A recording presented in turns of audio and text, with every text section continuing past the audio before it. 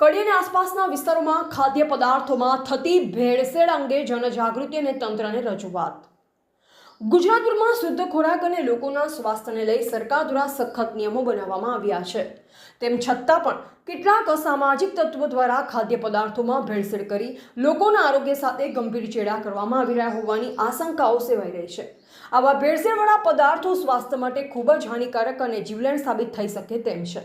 આ ગંભીર બાબતને ધ્યાને રાખી જાગૃત નાગરિકો અને ગ્રાહકોને યોગ્ય સરકારી તંત્ર સમક્ષ સત્તાવાર રજૂઆત કરવા અપીલ કરવામાં આવે છે. ભેળસેળ કરનારાઓ સામે કડક પગલાં લેવા માટે આ મુજબના કાયદાકીય અને વહીવટી માર્ગો અપનાવી શકાય. ફૂડ એન્ડ ડ્રગ્સ વિભાગમાં ફરિયાદ.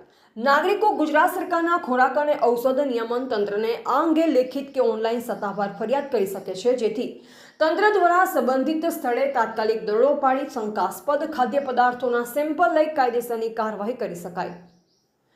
કડીના સ્થાનિક આરોગ્ય અધિકારી અથવા ફૂડ સેફ્ટી ઓફિસરનો સંપર્ક કરી આ બાબતે તાકીદે ધ્યાન દોરવામાં આવે તે જરૂરી છે, જેથી સ્થાનિક સ્તરે દૂષિત કે ભેળસેળયુક્ત ખોરાકનું વેચાણ અટકાવી શકાય. જો કોઈ ગ્રાહક આવા ભેળસેળયુક્ત પદાર્થોની ખરીદી કરી આર્થિક કે શારીરિક રીતે છેતરાયો હોય તો તેઓ પોતાના હક માટે ગ્રાહક સુરક્ષા ફોરમ, કન્ઝ્યુમર પ્રોટેક્શન ફોરમનો આશરો પણ લઈ શકે છે. લોકોના સ્વાસ્થ્ય રક્ષણ માટે સજાગતા એ જ સૌથી મોટું શસ્ત્ર છે. આથી કોઈ પણ નાગરિકને જો ક્યાંય પણ ભેળસેળ થતી હોવાની આશંકા જણાય તો તુરંત જ જવાબદાર સરકારી તંત્ર સમક્ષ સત્તાવાર ફરિયાદ નોંધાવવા નમ્ર વિનંતી છે.